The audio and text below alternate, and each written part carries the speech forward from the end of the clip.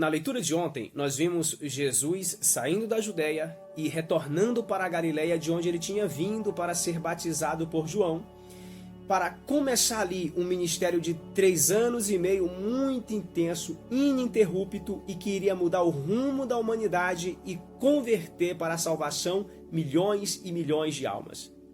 Hoje é terça-feira, 15 de fevereiro, eu sou o pastor Abrão Viveiro. Seja muito bem-vindo a mais uma leitura e meditação diária, nosso encontro de todos os dias em torno da Palavra de Deus.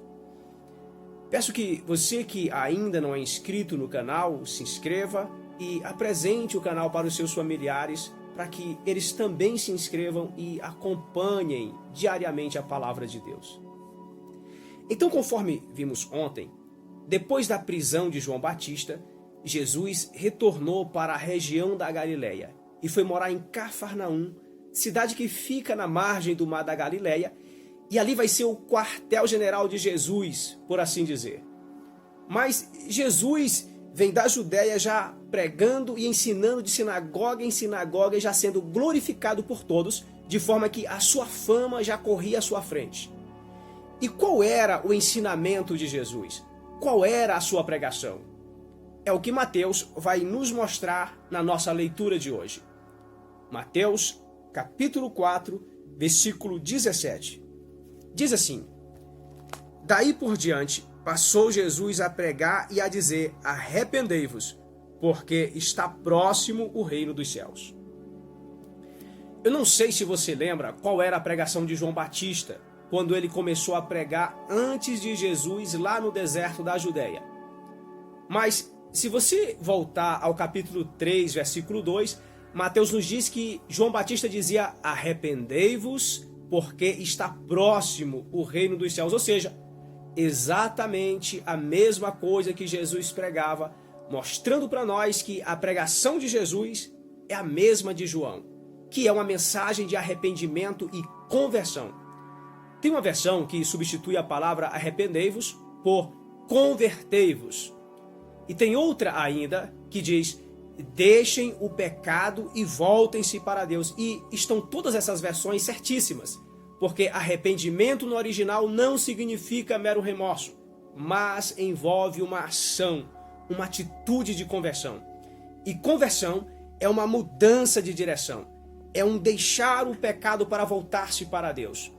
Antes o homem estava voltado a sua frente para o pecado e de costas para Deus, e a conversão faz ele voltar-se para Deus e dar as costas para o pecado.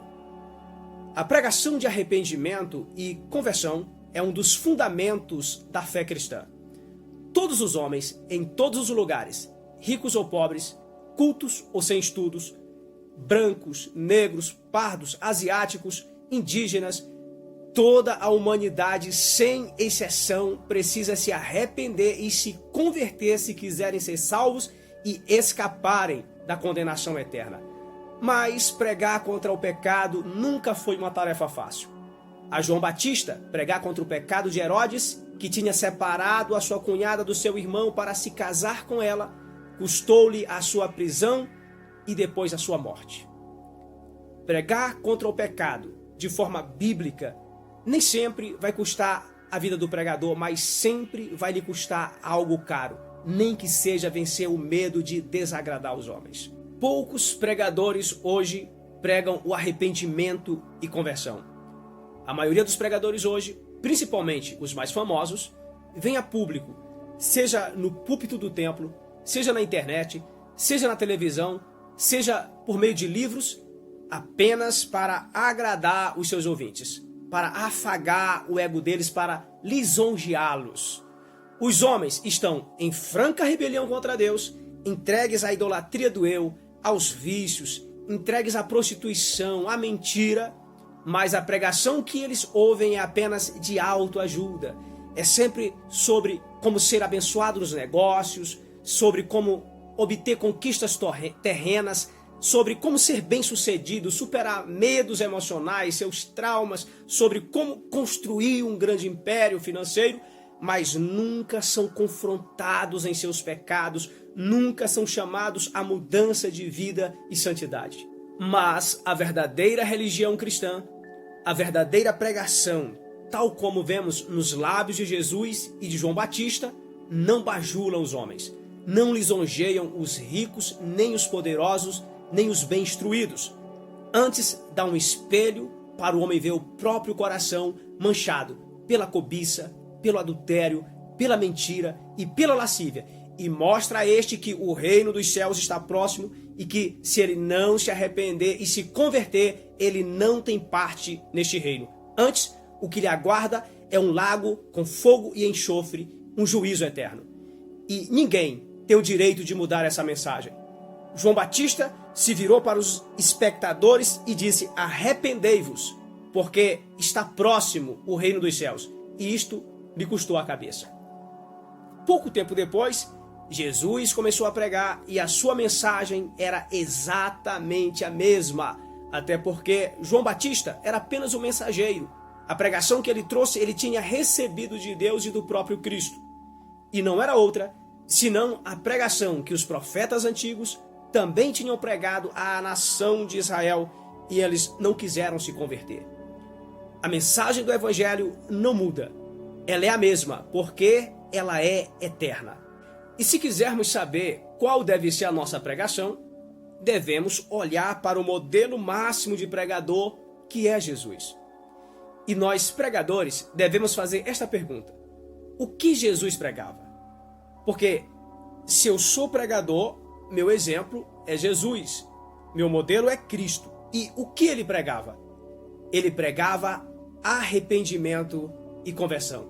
Chamar a conversão é chamar o homem a abandonar o pecado, a abandonar o namoro impuro, a pornografia, o vício da cerveja, a levar a sério o casamento. É dizer que o homem foi feito para casar com uma mulher e a mulher foi feita para casar com o homem segundo a Bíblia Sagrada.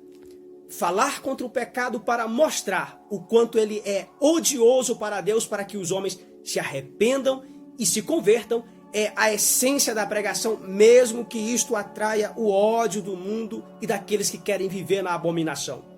O povo, gostando ou não gostando, é isso que deve ser pregado, porque era isso que Jesus pregava e nós nunca podemos nos afastar da pregação de Jesus. Alguns podem dizer: mas os tempos mudaram.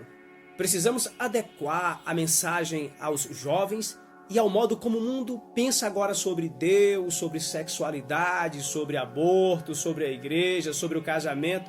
Vamos pegar apenas uns princípios motivacionais do Evangelho e está ultrapassado esse negócio de conversão e santidade, compromisso, mudança radical de vida por causa de Deus. Sim, muitos pensam que podem fazer isto, e não somente pensam, mas estão fazendo. E ainda cuidam que são benditos porque estão fazendo um favor para Deus, falando no nome dele, pensam eles. Fecho com as palavras de Paulo aos Gálatas 1:8, que diz: mas ainda que nós ou um anjo do céu pregue um evangelho diferente daquele que pregamos a vocês, que seja amaldiçoado. Nem mesmo um anjo do céu tem a autoridade de pregar um evangelho diferente sem se tornar maldito e virar demônio. E o evangelho que os apóstolos pregavam não era outro, senão o evangelho que eles aprenderam de Jesus. Oremos. Deus, Satanás foi o primeiro que distorceu a tua palavra nos ouvidos de Eva através dos lábios da serpente. Livra-nos, Senhor, de dar ouvidos à voz de Satanás que distorce a tua palavra por meio dos lábios dos falsos pregadores. É o que te pedimos, em nome de Jesus. Amém. Deus abençoe a sua vida e o livre de ouvir ou de ensinar ou de guardar no seu coração um falso evangelho.